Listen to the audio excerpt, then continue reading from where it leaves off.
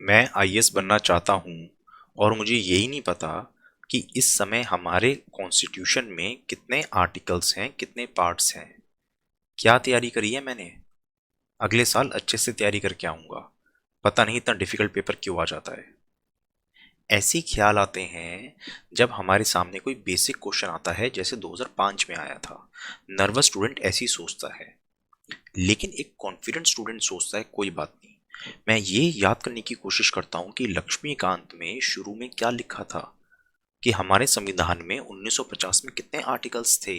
395। अब मैं क्वेश्चन को पढ़ूंगा। कॉन्फिडेंट स्टूडेंट सोचता है, अब मैं क्वेश्चन को पढ़ता हूँ, उसमें लिखा है 390।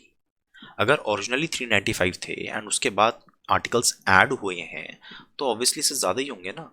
तो option second is wrong. By elimination हमारा आंसर आ गया। यूपीएससी 100 में से 100 नहीं, लेकिन 60-70 क्वेश्चन तो इसी तरह से फ्रेम करता है जो दिखने में बड़े अजीब से लगते हैं।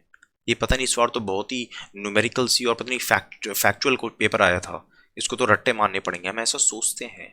लेकिन कॉन्फिडेंट स्टूडेंट इन क्वेश्चंस को बड़ी आसानी से पार कर लेता है अगर उसने बेसिक चीजें पढ़ी हों। 1935 का गवर्नमेंट ऑफ इंडिया एक्ट हमारी कंट्री का गवर्निंग डॉक्यूमेंट था। लेकिन जब हमें कॉन्स्टिट्यूशन मिल गया, तो वो 1935 वाला एक्ट नहीं, बल्कि ये कॉन्स्टिट्यूशन हमारी कंट्री का गवर्निंग डॉक्यूमेंट बन गया। कॉन्स्टिट्यूशन में 395 आर्टिकल्स थे। जो आखिरी आर्टिकल था 395, उसमें लिखा है कि इस संविधान के लागू होने से गवर्नमेंट ऑफ इंडिया एक्ट 1935 और इंडिया इंडिपेंडेंस एक्ट 1947 खत्म हो जाएंगे। ठीक है, फिलहाल हमारे कॉन्स्टिट्यूशन में 470 आर्टिकल्स हैं, 25 पार्ट्स हैं। ओरिजिनली 8 शेड्यूल थे, अब वो 12 शेड्यूल्स हो गए हैं क्योंकि 9, 10, 11, 12 बाद में ऐड हुए थे। ध्यान से सुनना कि क्वेश्चन पूछ क्या रहा है। किस दिन हमारा कॉन्स्टिट्यूशन अडॉप्ट एंड इनैक्ट हुआ, या किस दिन वो कमेंस हुआ। ठीक है, क्वेश्चन आता है कि हमारा कॉन्स्टिट्यूशन किस दिन फोर्स में आया, या किस दिन इट केम इनटू इफेक्ट। तो 26 नवंबर मत लिख देना, क्योंकि जस्ट बिकॉज प्रियम्बल में लिखा हुआ है, वो 26 जनवरी है। ठीक है, कॉन्स्टिट्यूशन फोर्स में आया, it came into effect, it commenced on 26 January. नवंबर में क्या हुआ था? We adopted and enacted. और ये चीजें कॉन्स्टिट्यूशन में खुद में लिखी हैं क्या? हाँ, आर्टिकल 394 में साफ साफ लिखा है कि हमारे कॉन्स्टिट्यूशन के कुछ 10-15 आर्टिकल्स हैं जो 26 नवंबर को लागू होंगे, बट उसके सिवा बाकी सारे आर्टिकल्स 26 जनवरी को लागू होंगे, और 26 जनवरी को ही माना जाएगा date of commencement of constitution. ऐसा खुद कॉन्स्टिट्यूशन के आर्टिकल 394 में लिखा है। कॉन्स्टिट्यूएंट असेंबली का सिंबल या सील था ये एलिफेंट। जितने प्रोमिनेंट लोग थे जिनके बारे में हम हिस्ट्री में पढ़ते हैं, उनमें से मैक्सिमम लोग constituent assembly CA constituent assembly का पार्ट थे। लेकिन गांधी जी एक अकेले बहुत बड़ी हस्ती थे जो कि इसका पार्ट नहीं थे। Sir BN Rao constituent assembly के एडवाइजर थे, and HVR Iyengar constituent assembly के सेक्रेटरी थे। हमारा कॉन्स्टिट्यूशन कैसे बनेगा, उसका पूरा जो ब्यौरा है वो एक तरीके से ब्रॉडली कैबिनेट मिशन प्लान ने दिया था। ठीक है, ना कि विवल प्लान ने। तो कैबिनेट मिशन प्लान आपको ध्यान रखना है।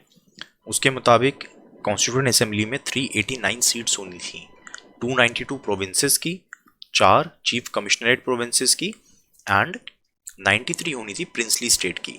93 सीट्स प्रिंसली स्टेट्स को नॉमिनेट करनी थी, लेकिन उन्होंने नॉमिनेट नहीं करी थी। राइट, तो इसलिए 296 सीट्स हो गई। इनके इलेक्शन हुए थे जुलाई अगस्त 1946 में। लेकिन इलेक्शन का मतलब ये नहीं है कि लोगों ने वोट डाले थे, क्योंकि डायरेक्ट इलेक्शन नहीं थे। रादर वोट डाले थे प्रोविंशियल असेंबलीज ने। ठीक है, जो आपके एमएलएज वगैरह थे, एक तरीके से जो स्टेट असेंबलीज के लोग थे, जो एमएलएज वगैरह थे, उन्होंने वोट डाले थे कि सेंट्रल लेवल पे जो एक कॉन्स्टिट्यूएंट असेंबली बन रही है उसमें कौन कौन होना चाहिए। तो वो वोटिंग हुई थी जुलाई अगस्त में। जुलाई अगस्त में वोटिंग हुई, और नवंबर 1946 में हमारी कॉन्स्टिट्यूएंट असेंबली कॉन्स्टिट्यूट हो गई थी। ठीक है, तो आपको क्या ध्यान रखना है कि डायरेक्टली इलेक्ट नहीं हुए थे लोग कॉन्स्टिट्यूएंट असेंबली में, इनडायरेक्ट इलेक्शंस के थ्रू ये असेंबली बनी थी। It was not based on the adult franchise. ये फुली सॉवरेन बॉडी थी, ये जैसा मर्जी चाहे कॉन्स्टिट्यूशन बना सकती थी, कोई रिस्ट्रिक्शन नहीं थी इसके ऊपर कि ब्रिटिश सरकार है तो ब्रिटिश जैसा बोलेंगे वैसा ही में बनाना है, ऐसा कुछ भी नहीं है। हम ब्रिटेन के बनाए हुए किसी भी लॉ को रिपील कर सकते हैं इंडिया के लिए। ये इंडिया की पहली पार्लियामेंट की तरह इसने एक्ट किया था। यानी कि ये जो असेंबली बनाई गई ये हमारा संविधान तो बना ही रही थी, साथ में देश चलाने के लिए आपको कानून की भी तो जरूरत होती है, तो वो कानून भी यही बनाती थी। It also acted like the first parliament of India. जब ये पार्लियामेंट की तरह एक्ट करती थी, कानून बनाने के लिए मिलती थी, तो इसको हेड करते थे जीवी मावलंकर। और जब कॉन्स्टिट्यूएंट असेंबली की तरह एक्ट करती थी तो डॉक्टर राजेंद्र प्रसाद इसको चेयर करते थे। 1950 में कॉन्स्टिट्यूशन बन गया था, 51 में फिर इलेक्शंस वगैरह का पूरा प्रोसेस चलता रहा, एंड 52 में हमारी इलेक्शंस के बाद, जनरल इलेक्शन के बाद 1952 में लोकसभा बनी थी। अब देखो फिर से दो सिंपल से क्वेश्चन।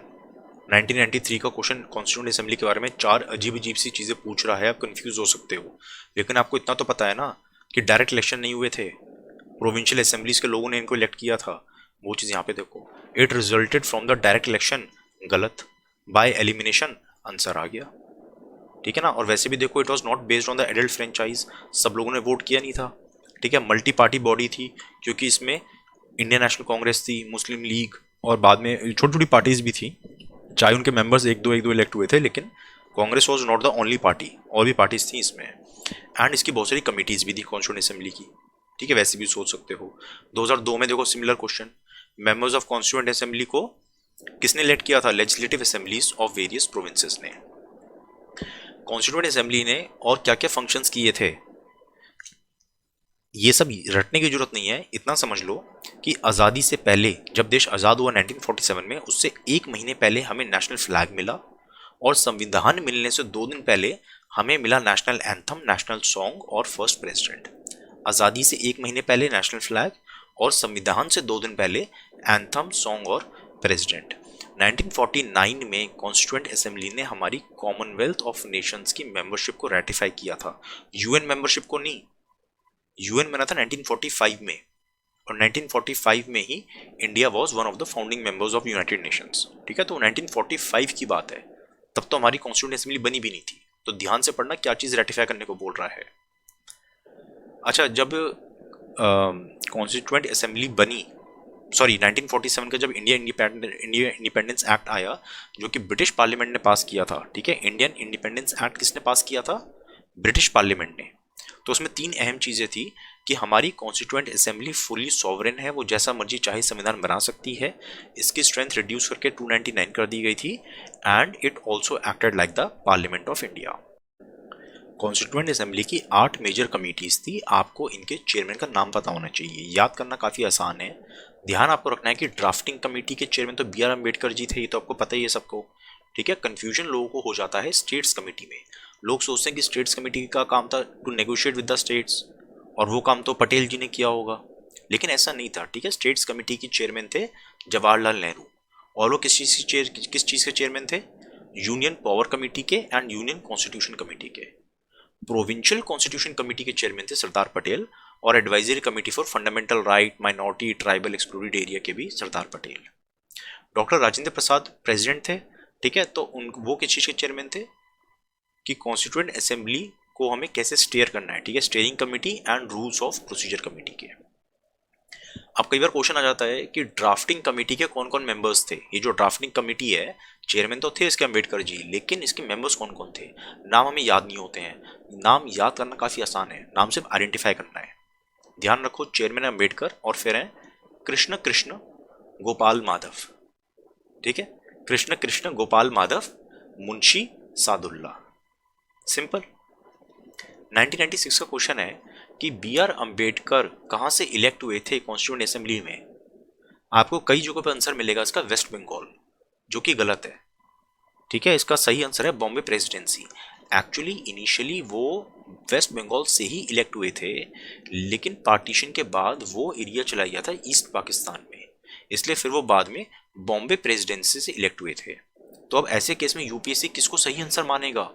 या तो वो पूछेंगे कि सबसे पहले कहाँ पे इलेक्ट हुए थे, अगर सबसे पहले पूछ रहे हैं फिर तो वेस्ट बंगाल है। अगर सिंपली पूछ ले कहाँ से थे वो अम्बेडकर जी कॉन्स्टिट्यूएंट असेंबली में कहाँ से थे, तो बॉम्बे प्रेसिडेंसी थे, क्योंकि राज्यसभा की वेबसाइट पे इस लिंक पे साफ साफ दिया हुआ है कि कौन सी प्रेसिडेंसी से, कौन से इलाके से कौन कौन बंदा था, उसमें साफ दिया है कि अम्बेडकर जी बॉम्बे प्रेसिडेंसी से थे।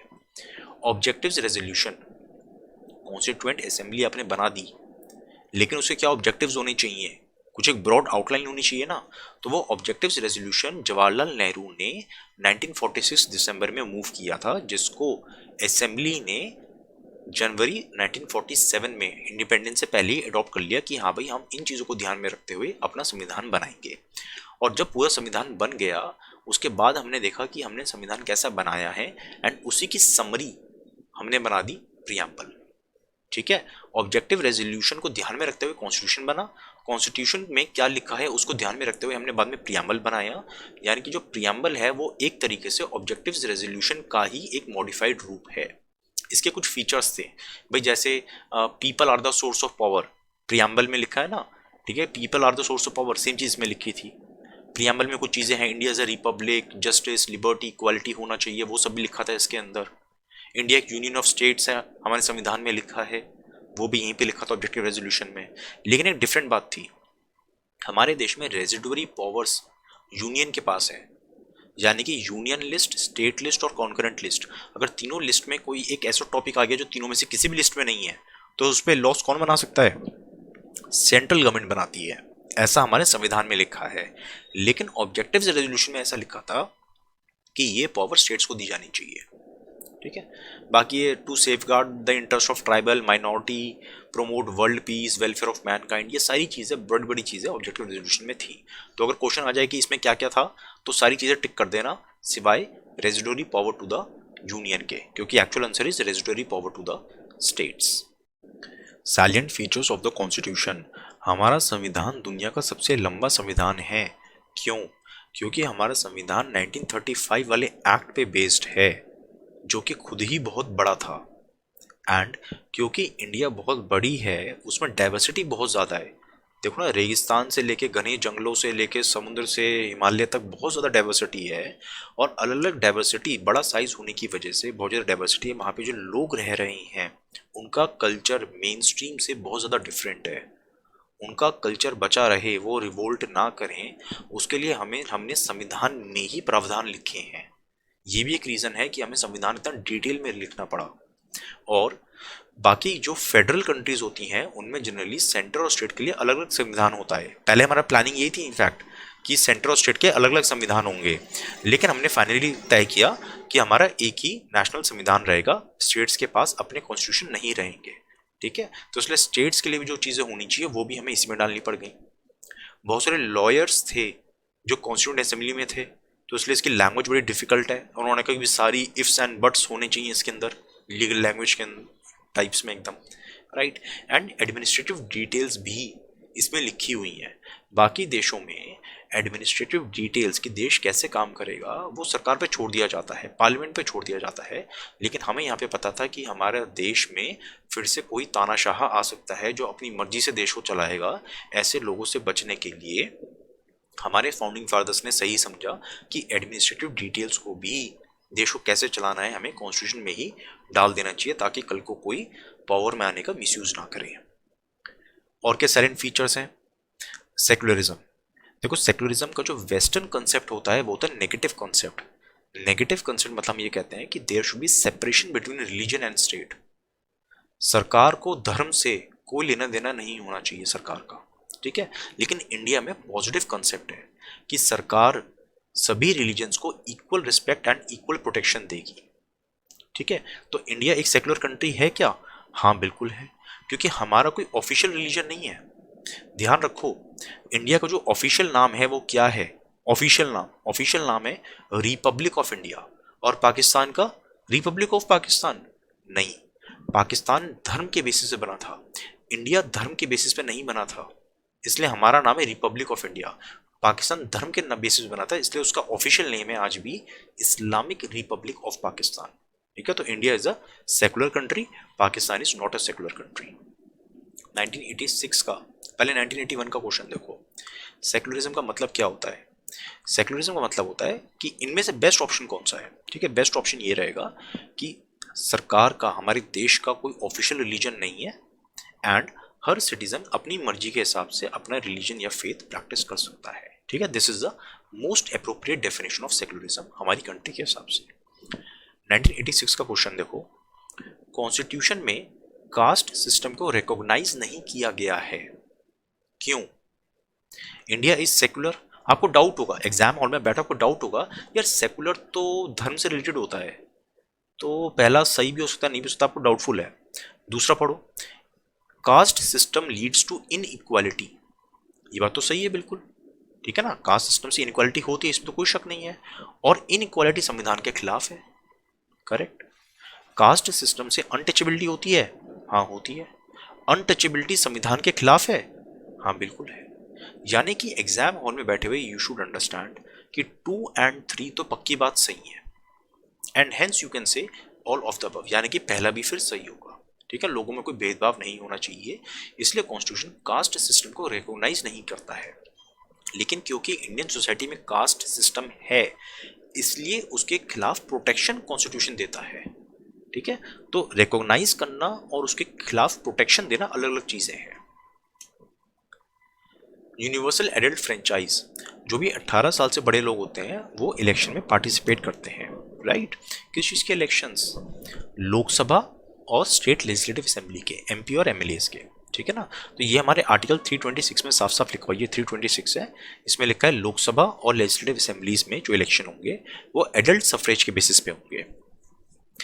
ओरिजिनली लिखा था कि 21 साल से बड़े लोग वोट डालेंगे, लेकिन 61st अमेंडमेंट 1988, ये आपको याद होना चाहिए, 61st अमेंडमेंट से 21 साल को कन्वर्ट कर दिया गया 18 साल में। अब 18 साल से जो भी बड़ा है वो वोट डाल सकता है लोकसभा के और एमएलएस के। तो राइट टू वोट किस तरह का राइट हो गया? ये कॉन्स्टिट्यूशनल राइट हो गया, राइट। अब इसमें कुछ लोगों को डाउट आता है कि एडल्ट सफरेज का मतलब क्या होता है। ठीक है, तो एडल्ट सफरेज का सिंपल सा मतलब ये है कि आपने एक कट ऑफ डेट, आपने एक एज बता दी, जैसे 18 साल 21 साल जो भी बताई है, उससे बड़े जो भी हैं वो सब दे सकते हैं, किसी तरह का भेदभाव नहीं है। अगर एडल्ट सफरेज या एडल्ट फ्रेंचाइज अगर ये चीज़ नहीं होती है तो आप इसमें कोई भेदभाव करते कि कोई 18 या 21 साल से बड़ा तो होगा ही, but that person should also be a male, वो फीमेल नहीं होनी चाहिए, या वो जो है उसके पास एटलीस्ट इतनी वेल्थ तो होनी चाहिए, इतना पैसा तो होना चाहिए, कोई ना कोई डिस्क्रिमिनेशन आ जाता है। ठीक है, तो यूनिवर्सल एडल्ट फ्रेंचाइज का ये मतलब है कि आपने एक बेसिक एलिजिबिलिटी तो तय कर दी, उसके बाद कोई भेदभाव नहीं है, देयर इज नो डिस्क्रिमिनेशन, बिना किसी भेदभाव के हर कोई वोट डाल सकता है। सोर्सेज ऑफ कॉन्स्टिट्यूशन क्वेश्चन आ सकता है मैच द फॉलोइंग के तरीके से, या वैसे भी इंडिपेंडेंट स्टेटमेंट के थ्रू। तो आपको ध्यान रखना, जो प्रियम्बल में जो रिपब्लिक वर्ड है वो फ्रांस से लिया है हमने, और ये जो 3 चीज़ है ना, लिबर्टी, इक्वालिटी, फ्रेटर्निटी, ये तीनों भी फ्रांस से ली है, फ्रांस के कॉन्स्टिट्यूशन से, और जो जस्टिस है वो यूएसएसआर के कॉन्स्टिट्यूशन से। ठीक है, तो एक तो प्रियम्बल की फोटो अपने दिमाग में रखो, और इस तरीके से आपको ध्यान रहेगा कि फ्रांस, ये नीचे की 3 चीज़ें फ्रांस हैं, रिपब्लिक फ्रांस है, और जस्टिस यूएसएसआर से। बाकी यहाँ पे मैंने पूरी टेबल बना दी है, इनमें से जो इंपॉर्टेंट चीज़ें हैं वो एक तो मैंने यहाँ पे इटैलिक्स में लिख दी हैं, और दूसरा यहाँ पे इससे सिर्फ लिख दिया अलग से। ठीक है, तो चाहो तो टेबल लर्न कर लो, चाहो तो सिर्फ ये चीज़ें याद कर लो। फंडामेंटल राइट कहाँ से लिया? यूएस से। फंडामेंटल ड्यूटी यूएसएसआर 1976 में ज्वाइन थी। DPSP Ireland. राज्यसभा में जो नॉमिनेशंस होते हैं, जो प्रेसिडेंट करते हैं नॉमिनेशंस, वो आयरलैंड। इमरजेंसी के लिए दोनों चीज़ें सच हैं, 1935 वाला गवर्नमेंट ऑफ इंडिया एक्ट और जर्मनी का वीमार कॉन्स्टिट्यूशन। इमरजेंसी के लिए दोनों चीज़ें हैं, ठीक है। इमरजेंसी प्रोविजंस 1935 वाले एक्ट से आए थे, और इमरजेंसी के दौरान जो फंडामेंटल राइट सस्पेंड होते हैं वो जर्मनी से। तो इसमें दोनों ऑप्शन सही हो जाएंगे आपके। ऐसे ही फेडरेशन, 1935 से हमने फेडरल स्कीम ली कि एक सेंटर है, एक स्टेट है, ठीक है, गवर्नर्स होंगे हर स्टेट के। तो ब्रॉडली फेडरल स्कीम 1935 वाले एक्ट से ली थी हमने, एंड हमारे में centre is more stronger then the states. ठीक है, तो ये हमने फीचर लिया है कनाडा से। एंड रेजिडरी पावर भी सेंटर के पास है, गवर्नर्स को भी सेंटर अपॉइंट करता है, इसलिए फेडरेशन में दोनों चीज़ें आ जाएंगी। पार्लियामेंट्री सिस्टम यूके की तरीके से है, सिंगल सिटीजनशिप यूके, और कॉन्करेंट लिस्ट ऑस्ट्रेलिया। ये इंपॉर्टेंट चीज़ें हैं। अब ऐसे अगर स्केड्यूल्स की बात करें तो आपको पता होना चाहिए किस स्केड्यूल में क्या लिखा है। डिटेल जरूरी नहीं है, बट ब्रॉडली पता होना चाहिए। जैसे पहले शेड्यूल में लिखा है कि इंडिया में कौन कौन से स्टेट्स एंड यूटीज हैं, उनके क्या नाम एंड टेरिटरी हैं। सेकंड शेड्यूल में लिखा है इमोल्यूमेंट्स, कितनी सैलरी वगैरह मिलनी चाहिए। ये कैसे लर्न करोगे? Simply 3 organs of the government and CAG के बारे में सोचो। एग्जीक्यूटिव में कौन सबसे ऊपर है? सेंटर में एग्जीक्यूटिव में सबसे ऊपर कौन है? प्रेसिडेंट। और स्टेट में गवर्नर। लेजिस्लेचर में पार्लियामेंट होती है। पार्लियामेंट में कौन होता है? लोकसभा, राज्यसभा। तो लोकसभा का head speaker and deputy speaker. Rajya Sabha में चेयरमैन एंड डिप्टी चेयरमैन। जो चीज लोकसभा राज्यसभा में है वो सेम चीज स्टेट में होगी, स्टेट लेजिस्लेटिव असेंबली और स्टेट लेजिस्लेटिव काउंसिल के अंदर। तो ये लेजिस्लेचर हो गया हमारा। फिर जुडिशरी में कौन होता है? हाई कोर्ट और सुप्रीम कोर्ट होते हैं सेंटर और स्टेट में, उनके जजेस, और एक सीएजी। ठीक है, तो ये हो गया हमारा सैलरी। अब अगर ओथ, ओथ में भी सेम चीज सोचो, थोड़ा सा डिफरेंट है बस। यहाँ पे ओथ किसकी बात करी जा रही है? एग्जीक्यूटिव में हमने कहा यूनियन एंड स्टेट मिनिस्टर्स, क्योंकि लेजिस्लेचर से एग्जीक्यूटिव कैसे बनता है? मिनिस्टर्स के थ्रू बनता है ना। ठीक है, तो फिर यूनियन और स्टेट के मिनिस्टर हो गए। एमपी, एमएलए, एमएलसी जो बन गए हैं या जो इनके इलेक्शन में पार्टिसिपेट ले रहे हैं, उनकी ओथ लिखी है यहाँ पे। सुप्रीम कोर्ट, हाई कोर्ट के जजेस की ओथ और सीएजी की ओथ। ठीक है, मैं बताऊं, अगर आपको चीजें लर्न नहीं भी हो रही ना, तो भी ब्रॉडली बस एक बार सुन लिया ना आपने, एक और दोबारा सुन लेना, इतना बहुत है, रट्टा मारने की जरूरत नहीं है। इतना ध्यान रखो कि आर्टिकल शेड्यूल 2 में इनकी सैलरी वगैरह है और शेड्यूल 3 में इनकी ओथ है। शेड्यूल 4 में है किस स्टेट को कितनी राज्यसभा सीट मिलेंगी, स्टेट और यूटीज को। 5वें में है शेड्यूल्ड एरिया और शेड्यूल्ड ट्राइब के बारे में। 6ठे में है tribal areas of ATM machine. ठीक है, एटीएम मशीन मतलब असम, त्रिपुरा, मेघालय, मिजोरम, इनके ट्राइबल एरियाज के बारे में है। 7th में union list, state list, concurrent list. अभी यूनियन लिस्ट में 100 सब्जेक्ट्स हैं, पहले 97 थे, बढ़ गए। स्टेट लिस्ट में अभी 61 है, पहले 66 थे, कम हो गए। कॉन्करेंट लिस्ट में 62 है, पहले 47 थे, बढ़ गए। ठीक है, तो सबसे ज्यादा सब्जेक्ट किस में है? यूनियन लिस्ट में है। कम किस में हुए हैं? स्टेट लिस्ट में कम हुए हैं। लैंग्वेजेस कितनी है? 22, 8 शेड्यूल में, पहले 14 थी। 9, 10, 11, 12 को बाद में ऐड किया गया। 9th को बाद में डिटेल में पढ़ेंगे। इसमें बेसिकली ये लिखा था, पहले अमेंडमेंट 1951 से ही इसको ऐड कर दिया गया था। कुछ कानून जिनमें जुडिशियल रिव्यू ना हो उनके लिए हमने ये शेड्यूल लाए थे। ठीक है, 10th में क्या है? एंटी डिफेक्शन लॉ जो 1985 में आया था 52nd अमेंडमेंट के थ्रू। अमेंडमेंट नंबर याद होना चाहिए, ये ध्यान होना चाहिए। 1985 में 52nd अमेंडमेंट से एंटी डिफेक्शन लॉ आया था। 73 अमेंडमेंट से पंचायत की पावर, 74 से म्यूनिसिपैलिटीज की पावर। क्वेश्चन देखो, इन चीजों पे क्वेश्चंस कैसे आते हैं सिंपल से।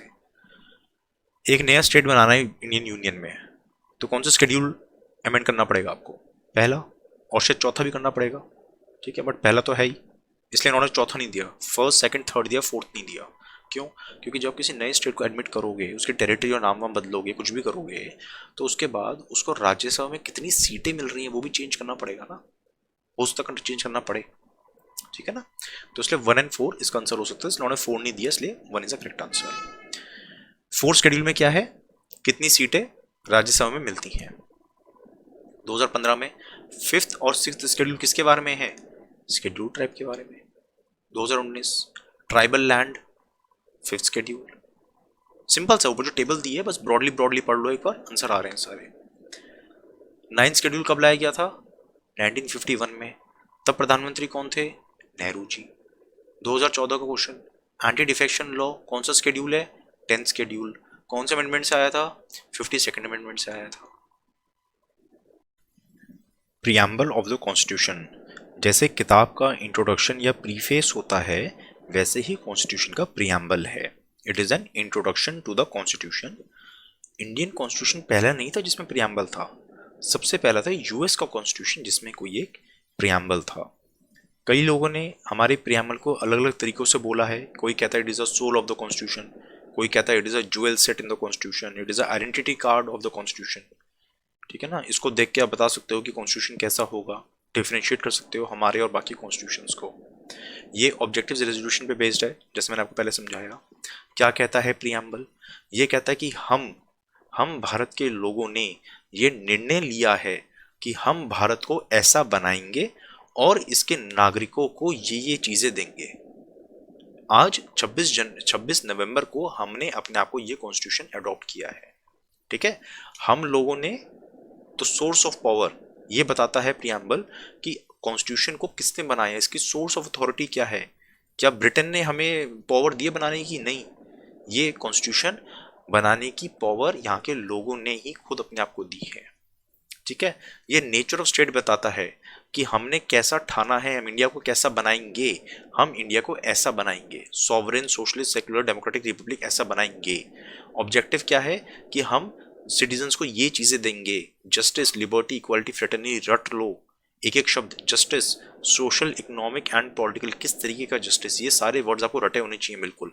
प्रीलिम्स और मेंस दोनों में क्वेश्चंस ऐसे आ चुके हैं कि अनटिल एंड अनलेस आपको वर्ड्स रटे हुए हैं पूरा मुंह जबानी पूरा प्रियम्बल, काम नहीं बनेगा। बचपन में लंबे लंबे ऐसे रट लेते थे, ये तो छोटा सा प्रियम्बल है, रट लो, ज्यादा नहीं लगेगी इसको। Date of adoption and enaction ये दिया हुआ है। 2021 का क्वेश्चन, इंडिया सब कुछ है, इंडिया सॉवरेन भी है, सोशलिस्ट सेकुलर डेमोक्रेटिक रिपब्लिक सब कुछ है। 1976 में जब हमने अमेंडमेंट करी थी 42nd अमेंडमेंट से, तो उससे पहले भी हम सोशलिस्ट और सेकुलर थे, पहले भी थे बाद में भी थे, बस हमने ये वर्ड्स ऐड कर दिए थे। तो हम थे तो सही, लेकिन क्योंकि क्वेश्चन की लैंग्वेज ऐसी है, what was the exact constitutional status on this date, तो इसलिए आपको ऑप्शन डी नहीं चूज करना है, आपको ऑप्शन बी चूज करना है, क्योंकि ये वर्ड्स जो हैं सोशलिस्ट, सेक्युलर और एंड इंटीग्रिटी, जो यहाँ पे है यूनिटी एंड जो इंटीग्रिटी है, ये चीजें बाद में ऐड हुई थी। ठीक है, तो इसलिए आपको ये चीज ध्यान रखनी है, इसलिए option B is the correct answer. 2013 का क्वेश्चन, इकोनॉमिक जस्टिस कहाँ पे दिया है? प्रियम्बल में दिया है क्या? जस्टिस के आगे लिखा है इकोनॉमिक, तो हाँ प्रियम्बल में तो है। प्रियम्बल के साथ कहाँ पे है? फंडामेंटल राइट है या डीपीएसपी है? डीपीएसपी है ये। देखो, इकोनॉमिक जस्टिस का मेन मतलब ये है, आप ऐसे सोच सकते हो कि समाज में ना थोड़ी इक्वालिटी रहेगी इकोनॉमिक बेसिस पे। ठीक है, तो here you can go for DPSP कि India is a welfare state, inequality of income थोड़ी कम होनी चाहिए। ठीक है, उस तरह से आपको ये चीज़ सोचनी है। कोई या उसको आप ऐसे भी सोचो कि मान लो फंडामेंटल राइट किसी का वायलेट हो जाए, कोई कोर्ट में जाके ये तो नहीं बोल सकता ना कि जज साहब मेरा इकोनॉमिक जस्टिस वायलेट हो गया है, वो बंदा मेरे से ज़्यादा रईस है या ऐसा कुछ। ठीक है, तो यू विल फील कि फंडामेंटल राइट इतना स्ट्रॉन्ग पॉइंट नहीं है एंड डीपीएसपी ज़्यादा स्ट्रॉन्ग पॉइंट है। आपको ये चीज़ सोचनी पड़ेंगी इस तरीके से। तो B is the correct answer. 2017 objectives जो प्रियम्बल में नहीं लिखा है, लिबर्टी में इकोनॉमिक नहीं लिखा, liberty of thought, expression, belief, faith and worship है, लिबर्टी में इकोनॉमिक नहीं लिखा है। रट लो उस चीज को जो प्रियम्बल में दिया है। Preamble is the mind to the makers of the constitution, हमारे कॉन्स्टिट्यूशन मेकर्स ने क्या सोच के ये कॉन्स्टिट्यूशन ड्राफ्ट किया है, उनका मेन मोटिव क्या था, वो हमें प्रियम्बल से दिखता है। पूरा कॉन्स्टिट्यूशन बनने के बाद प्रियम्बल को अडॉप्ट किया गया था ताकि कॉन्स्टिट्यूशन में जो है ये उसी के हिसाब से बने। ठीक है, किताब छापने के बाद उसका इंडेक्स बनता है ना, ऐसा तो है नहीं पहले इंडेक्स बना लियो फिर किताब छापने बैठ रहे हो, राइट? पहले किताब वही छपती है, उसके बाद देखते हैं हाँ भी इसकी समरी या इसका इंडेक्स वगैरह शुरू में बना देते हैं। और कॉन्स्टिट्यूशन असेंबली ने खुद अडॉप्ट किया था इसको। असेंबली डिटेल्स अगर आप पढ़ोगे तो वहां पे लिखा था मोशन मूव किया गया, the motion is that should preamble be a part of the constitution, and assembly ने कहा yes it should be a part of the constitution. Preamble is non justiciable, यानी कि आप कोर्ट में जाके उसको एनफोर्स नहीं करवा सकते। अगर कॉन्स्टिट्यूशन का सपोज आर्टिकल 21 वायलेट हो रहा है तो आप कोर्ट में जाओगे कि सर आर्टिकल 21 वायलेट हो रहा है, ठीक है, लेकिन आप ये नहीं कह सकते कि सर प्रियम्बल वायलेट हो रहा है। आप ऐसे सोचो ना, आपके पास एक किताब है, किताब में कुछ रूल्स लिखे हैं, आप आईएएस बन गए, आईएएस के कुछ कोड ऑफ कंडक्ट रूल्स होते हैं, उनमें से कोई पर्टिकुलर रूल वायलेट होगा तो आप पॉइंट आउट करोगे ना कि सर फलाना पेज नंबर पे फलाना रूल दिया हुआ है, वो रूल वायलेट हो रहा है, ऐसा बोला जाएगा ना। ऐसे थोड़ी ना बोला जाएगा कि इस रूल्स का जो प्रीफेस दिया हुआ तो प्रीफेस वायलेट हो रहा है। मतलब एक एग्जाम्पल के समझा रहा हूँ आपको, ठीक है। तो preamble is just a preface, एक इंट्रोडक्शन है, असली चीज पीछे लिखी है। प्रियम्बल कोई पार्लियामेंट को पावर नहीं दे रहा है कि तुम जाओ कानून बनाओ, ठीक है ना, यार तुम ये कानून नहीं बना सकते हो, प्रियम्बल कुछ नहीं बोल रहा। ध्यान आपको एक चीज रखनी है कि कॉन्स्टिट्यूशन ही सब कुछ है, ठीक है, प्रियम्बल उसका सिर्फ इंट्रोडक्शन है, फाइन प्रिंट आपको कॉन्स्टिट्यूशन से ही देखना पड़ेगा। तो प्रियम्बल ना तो पार्लियामेंट को पावर देता है, ना उसकी पार्लियामेंट ना उसकी पावर छीनता है। प्रियम्बल को अमेंड हम कर सकते हैं, कब किया था? 1976 में किया था ना, है ना, ये 3 वर्ष लाए थे हम, सोशलिस्ट, सेक्युलर एंड इंटीग्रिटी। लेकिन उससे 3 साल पहले ही केशवनाथ भारती केस में सुप्रीम कोर्ट ने कह दिया था कि प्रियम्बल को भी अमेंड किया जा सकता है, लेकिन आपको बेसिक स्ट्रक्चर से छिड़खानी नहीं करनी है।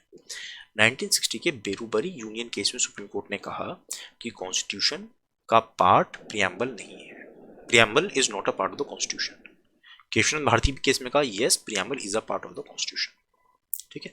लेकिन बेरोबरी यूनियन केस में सुप्रीम कोर्ट ने कहा था कि हालांकि प्रियम्बल कॉन्स्टिट्यूशन का पार्ट तो नहीं है, लेकिन अगर इस लंबे चौड़े कॉन्स्टिट्यूशन का कोई आर्टिकल आपको समझ में नहीं आ रहा है, उसको ठीक से इंटरप्रेट नहीं कर पा रहे हो, तो फिर आप प्रियम्बल खोल के देखो कि फाउंडिंग फादर्स क्या चाहते थे, उसकी बेसिस पे आप उस आर्टिकल को इंटरप्रेट कर सकते हो। ठीक है, कोई एम्बिगिटी है तो आप प्रियम्बल को यूज कर सकते हो कॉन्स्टिट्यूशन को इंटरप्रेट करने के लिए। लेकिन केशवनाथ भारती केस में सुप्रीम कोर्ट ने कहा कि प्रियम्बल पार्ट तो है ही, एंड हमें कॉन्स्टिट्यूशन को प्रियम्बल की नजरों को ध्यान में, प्रियम्बल के थ्रू जो फाउंडिंग फादर्स का हमें विचार दिमाग में आता है उनको ध्यान में रखते हुए हमें कॉन्स्टिट्यूशन को पढ़ना चाहिए। Constitution should be read and interpreted in the light of the noble ideas of the preamble, ठीक है। एंड 1973 के बाद जितने केसेस आए, जैसे 1995 में LIC ऑफ इंडिया केस आया था, तो उसमें भी सुप्रीम कोर्ट की सेम इसमें राय रही थी। 2020 का क्वेश्चन, अब बताओ क्या प्रियम्बल पार्ट है कॉन्स्टिट्यूशन का? हाँ बिल्कुल है, लेकिन अपने आप में इंडिपेंडेंटली ये कोई लीगल इफेक्ट नहीं रखता है, because it is non justiciable. आप ये नहीं कह सकते कि सर प्रियम्बल में ये वर्ड यूज हो रहा है, वो वर्ड वायलेट हो गया, नहीं, आपको कोई ना कोई आर्टिकल कॉन्स्टिट्यूशन से निकाल के बोलना पड़ेगा, तब उसका कुछ लीगल इफेक्ट होगा। Union and it's territory, article 1 कहता है India that is Bharat shall be a union of states, ठीक है। इंडिया की टेरिटरीज में क्या लिखी हुई है? इंडिया की टेरिटरी का मतलब जितनी टेरिटरी स्टेट्स के पास है, यूनियन टेरिटरीज में है, एंड फ्यूचर में हम अगर कोई टेरिटरी एक्वायर करते हैं तो वो सारी इंडिया की टेरिटरी है। आर्टिकल 2 ये कहता है कि पार्लियामेंट नए स्टेट्स को ऐड कर सकता है, और 3 कहता है कि हम एग्जिस्टिंग स्टेट्स का नाम, बॉर्डर वगैरह सब कुछ चेंज कर सकते हैं। तो यहाँ पे क्वेश्चन आता है कि आप मान लो हमने कोई इंटरनल रीएडजस्टमेंट करी है, जैसे हमने तेलंगाना बनाया या पहले झारखंड वगैरह बनाए थे हमने, तो वो कौन से आर्टिकल में बने थे? झारखंड तो नया स्टेट है, तो क्या वो आर्टिकल 2 के तहत बना था? नहीं, आर्टिकल 3 के तहत बना था। आर्टिकल 2 न्यू एडिशन की बात करता है, ठीक है, न्यू टेरिटरी। ये इंडिया की टेरिटरी है, इसमें आपने इस टेरिटरी में कोई नया स्टेट ऐड कर दिया है बाहर से, जैसे हमने गोवा ऐड किया था आज़ादी के बाद, सिक्किम को ऐड किया। गोवा सिक्किम ये कोई इंडिया के पार्ट तो थे नहीं, ये हमने बाद में ऐड करे, पुडुचेरी, दादरा नगर हवेली, ये सब चीज़ें। तो ये है आर्टिकल 2 के तहत। तेलंगाना, उत्तराखंड, झारखंड, ये सब चीज़ें आई थी, ये सारे स्टेट्स बने थे आर्टिकल 3 के तहत। क्यों? इंडिया की ये टेरिटरी है, इस टेरिटरी के अंदर ही हमने कुछ इंटरनल री एडजस्टमेंट कर रहे हैं, इसलिए वो आर्टिकल 3 हो गया।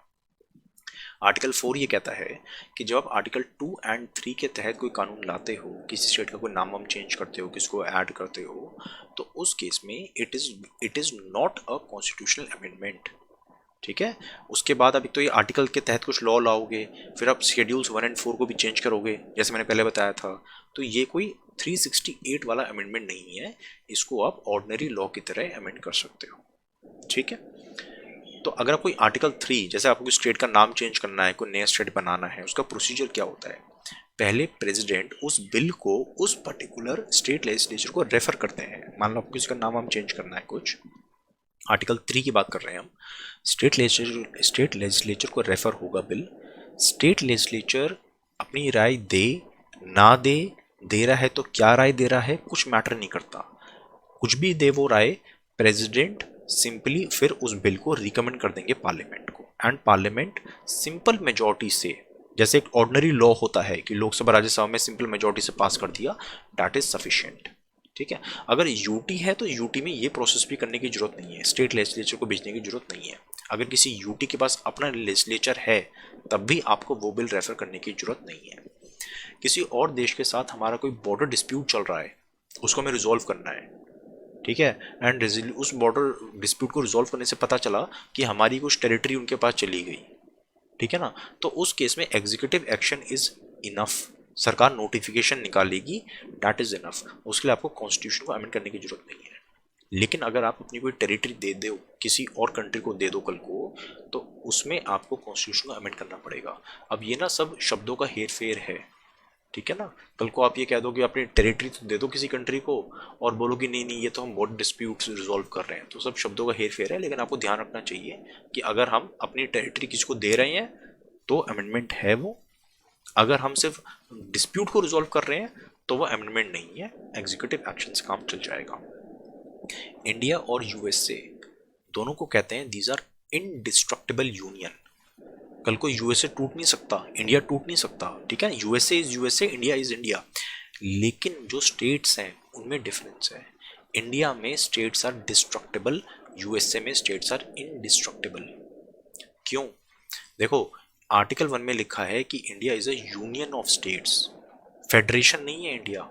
कहने का मतलब क्या हुआ? फेडरेशन में क्या होता है कि बहुत सारे स्टेट्स होते हैं, जैसे यूएसए है, यूएसए में बहुत सारे स्टेट्स थे, ठीक है, छोटे छोटे स्टेट्स से, वो सब आपस में आए, उन्होंने कहा भी हम सब मिलके एक कंट्री बनाते हैं, that is united, we will unite our self, we are United States of America, ठीक है ना। एग्रीमेंट से वो लोग साथ में आए। इंडिया में ऐसा नहीं था कि सब आपस में आए। इंडिया में ये एक इंडिया था, ये एक इंडिया था, ये एक इंडिया है, ठीक है। अब हमने इसको ठीक से गवर्न करने के लिए हमने इसको अलग अलग स्टेट्स में बांटा हुआ है, यूएसए की तरह नहीं है, ठीक है। एंड कोई भी स्टेट कल को ये नहीं कह सकता मैं अलग हो रहा हूँ, ऐसा कोई स्टेट नहीं कह सकता। तो India is a union, India कोई फेडरेशन नहीं है, राइट। और आर्टिकल 3 क्या कहता है कि पार्लियामेंट जो है अपनी मर्जी से किसी भी स्टेट को खत्म कर सकती है, किसी स्टेट को नया बना सकती है, किसी स्टेट का नाम हम चेंज कर सकती है, बाउंड्री चेंज कर सकती है। तो स्टेट्स आर डिस्ट्रक्टेबल। यूएसए में ऐसा नहीं है। यूएसए में वहाँ का जो सेंट्रल गवर्नमेंट है वो किसी स्टेट को खत्म या उसका नाम हम चेंज वगैरह नहीं कर सकती है, ठीक है। तो ये डिफरेंस है दोनों में।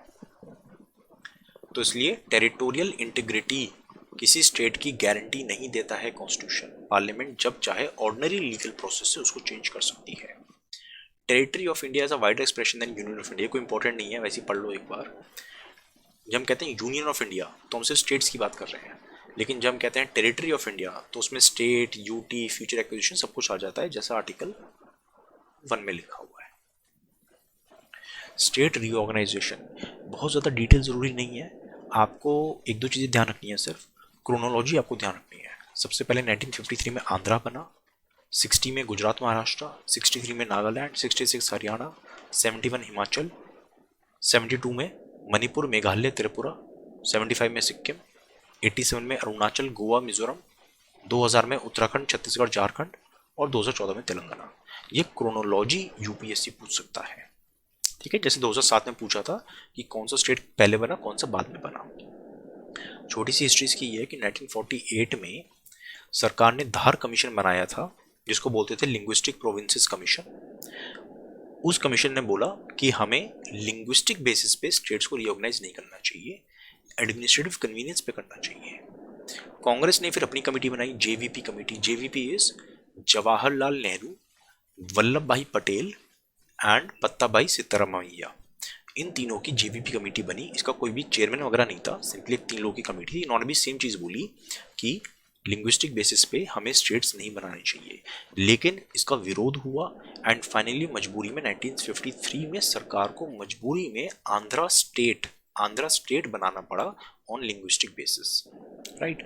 उसके बाद सरकार ने फजल अली कमीशन या फिर स्टेट रीऑर्गेनाइजेशन कमीशन बनाया, जिसने 1955 में अपनी रिपोर्ट दी और कहा कि ठीक है, लिंग्विस्टिक बेसिस भी एक, उसने 4 चीज़ें बोली थी कि 4 बेसिस पे हमें स्टेट को रिऑर्गेनाइज करना चाहिए एंड लिंग्विस्टिक बेसिस भी वन ऑफ द 4 रीजंस हो सकता है। अगले साल सरकार लॉ लाई, स्टेट रीऑर्गेनाइजेशन एक्ट 1956 और 7th कॉन्स्टिट्यूशन अमेंडमेंट, जिसके तहत हमारे देश में 14 स्टेट और 6 यूटीज बनी। 1960 में बॉम्बे स्टेट को रीऑर्गेनाइज किया गया into Marathi speaking Maharashtra and Gujarati speaking Gujarat. 1966 में शाह कमीशन की रिकमेंडेशन पे पंजाब को रीऑर्गेनाइज किया गया और हरियाणा का स्टेट और चंडीगढ़ की यूनियन टेरिटरी बनाई गई।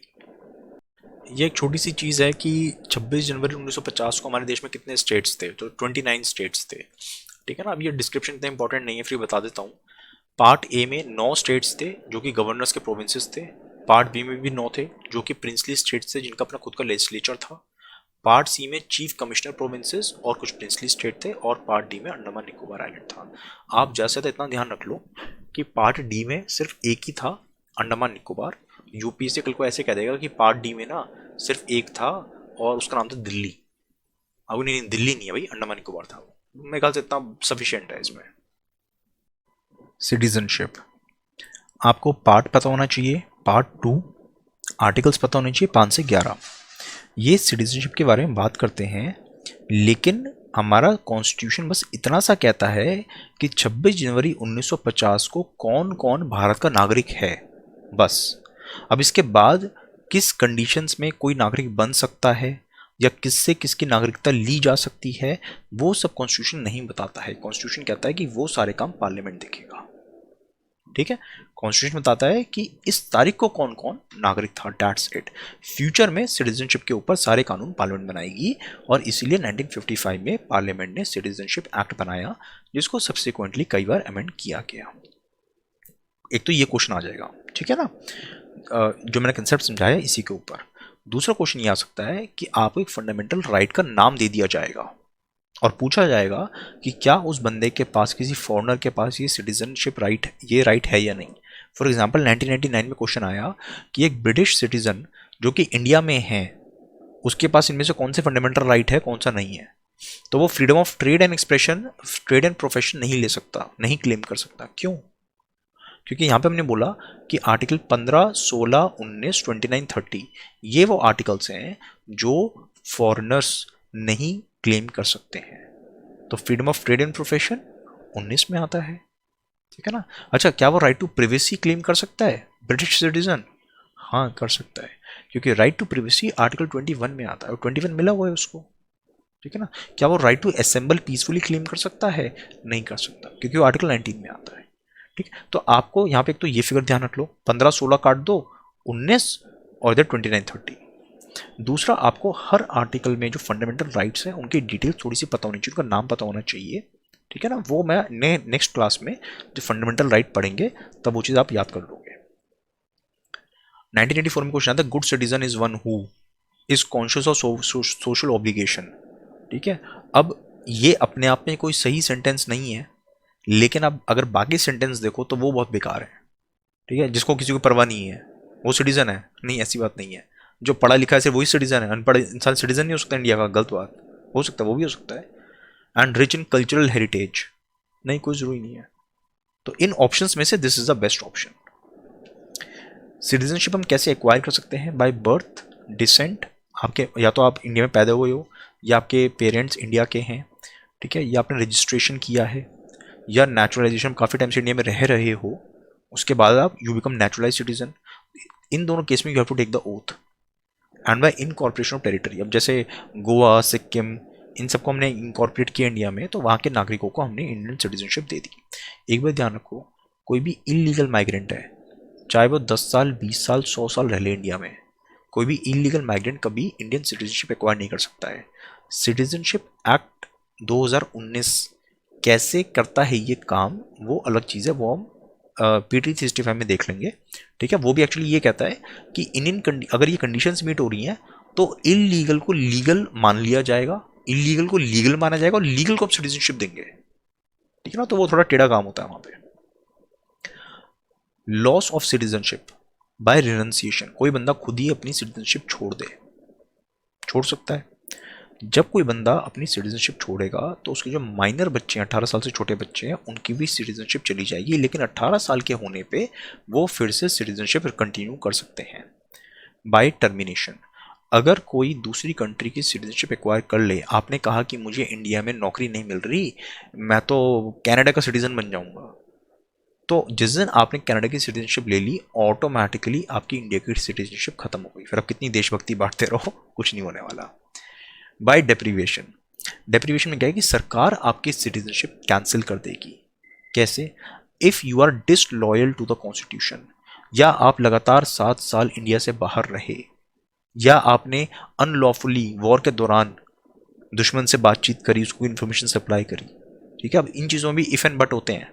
7 साल से लगातार अगर इंडिया से बाहर हो तो आपकी सिटीजनशिप गई, लेकिन कुछ प्रावधान होते हैं कि अगर आप वहाँ पे एम्बेसी में जाकर अपने आप को रजिस्टर कर रहे हो, बोल रहे हो कि नहीं I want to continue my citizenship, तो उस केस में कंटिन्यू कर सकते हो। ठीक है, तो इफ एंड बट होता है, बट ब्रॉड ब्रॉड चीज़ें हैं। सिटीजनशिप बाय बर्थ, कभी न्यूज़ आती है ना कि एक एरोप्लेन जा रहा था और मान लो ये कंट्री है और एरोप्लेन, सॉरी ये कंट्री है, कंट्री के ऊपर से एरोप्लेन जा रहा था और बच्चा हवाई जहाज में पैदा हुआ, ठीक है ना, और क्योंकि वो एयर स्पेस इस कंट्री का था तो इसलिए उस बच्चे को उस कंट्री की नागरिकता मिल गई। कई बार ऐसे अखबार में खबरें आती हैं, ठीक है ना। इंडिया में ऐसा नहीं होता, ठीक है। जस्ट बिकॉज कोई बंदा इंडिया में पैदा हुआ है डज नॉट मीन कि वो इंडिया का सिटीजन बन जाएगा। इनफैक्ट जो बाहर के डिप्लोमैट्स वगैरह होते हैं, यूएसए का एम्बेसडर इंडिया में है एंड इंडिया में उसका बेबी बॉर्न होता है, तो यू कांट से कि उसको इंडिया की सिटीजनशिप मिल जाएगी। दोनों ही केसेस में इंडिया की सिटीजनशिप नहीं मिलेगी हालांकि बच्चा इंडिया में पैदा हुआ है। क्यों? क्योंकि अगर कोई बच्चा इंडिया में पैदा होता है तो उसका एटलीस्ट एक पेरेंट तो इंडियन होना चाहिए एंड दूसरा should not B an illegal migrant. या तो दोनों पेरेंट्स इंडियन हो या उनमें से एटलीस्ट एक इंडियन हो और दूसरा इलीगल माइग्रेंट ना हो, तभी उसको सिटीजनशिप मिलेगी बच्चे को, वरना सिर्फ इस बेसिस पे सिटीजनशिप बच्चे को नहीं मिलेगी बाय बर्थ। ठीक। बाय रजिस्ट्रेशन, अगर आप पर्सन ऑफ इंडियन ओरिजिन हो, 7 साल तक इंडिया में रहे हो, तो आप रजिस्ट्रेशन के through subject to certain conditions apply कर सकते हो, या इंडियन सिटीजन के बच्चे या उनकी स्पाउस वगैरह अप्लाई कर सकते हैं। नेचुरलाइजेशन, जब आप अप्लाई करोगे इसके लिए तो पिछले 12 महीने आप इंडिया में रहे हो एंड उस 12 महीने से पहले 14 साल में से 11 साल आप इंडिया में रहे हो एंड आपको 8 शेड्यूल की एटलीस्ट एक लैंग्वेज पता हो, then you can apply for this thing and दोनों ही केस में you have to take the oath. 2005 का क्वेश्चन देखो, तीसरा सेंटेंस कहता है नेचुरलाइज्ड सिटीजन को अगर एक बार सिटीजनशिप मिल गई तो आप उसकी सिटीजनशिप ले नहीं सकते। क्या बकवास है, यहाँ पे तो आप अच्छे खासे इंसान की सिटीजनशिप ले सकते हो, ठीक है ना। तो फिर कोई नेचुरलाइज सिटीजन की नहीं ले सकते, रजिस्ट्रेशन वाले की नहीं ले सकते, सब बकवास चीज़ें हैं। थर्ड गलत हो गया, आपका आंसर आ गया राइट। और ये भी आपको पता होगा कि इंडिया में सिंगल सिटीजनशिप है, यूएसए में ड्यूअल है, इंडिया में सिंगल है, जबकि इंडिया यूएसए दोनों ही फेडरल कंट्रीज हैं। 2021 का सेम क्वेश्चन था, किसी फॉरेनर को आपने दे दी सिटीजनशिप, आप उसकी सिटीजनशिप ले नहीं सकते। क्यों नहीं ले सकते? बिल्कुल ले सकते हैं, किसी की भी ले सकते हैं। तो थर्ड से एलिमिनेट हो गया। अब 1 एंड 2 में आपको पता होगा कि 1 में कन्फ्यूजन हो सकता है डोमिसाइल का एक बार को, बट 2 में यू नो कि इंडिया में अगर प्रेसिडेंट बनना है, ठीक है, उसके लिए यू शुड बी सिटीजन, या एमपी, एमएलए, अटॉर्नी जनरल, कुछ भी बनना है, you should be citizen of India. लेकिन सिटीजन्स में हम भेदभाव नहीं करते, सिटीजन सारे बराबर हैं। यूएसए में नहीं होता, यूएसए में अगर आप बाय बर्थ यूएस के सिटीजन हो तो भी आप प्रेसिडेंट बन सकते हो, वरना नहीं बन सकते। यूएस में ऐसा होता है, इंडिया में ऐसा नहीं होता, ठीक है ना। तो फिर सेकंड गलत हो गया, ओनली 1 बचा। इंडिया में सिंगल सिटीजनशिप है, करेक्ट। ओनली 1 डोमिसाइल, डोमिसाइल का मतलब ये होता है कि आप कहाँ के रहने वाले हो, कि आप दिल्ली के रहने वाले हो, दिल्ली का डोमिसाइल है आपका, हरियाणा का डोमिसाइल है, जम्मू कश्मीर का डोमिसाइल है, तो वो भी एक ही जगह का होता है। ओवरसीज सिटीजन ऑफ इंडिया, ये सोचोगे कि ये सिटीजन ऑफ इंडिया है, नहीं। Overseas citizen of India are not a citizen of India, ठीक है, they are not a citizen of India. ये कैटेगरी 2005 में इंट्रोड्यूस करी गई थी 1955 वाले एक्ट को अमेंड करके। एलिजिबिलिटी है कि या तो वो 1950 में सिटीजन थे या उनके बच्चे, बच्चों के बच्चे वगैरह जो हैं वो सब इंडियन हैं, ऐसा कुछ, ठीक है। And they should not be citizen of Pakistan और बांग्लादेश। एनआरआई और ओसीआई में डिफरेंस थोड़ा ये होता है कि एनआरआई इंडियंस होते हैं, these are non resident Indians, Indian है लेकिन इंडिया में रहते नहीं हैं।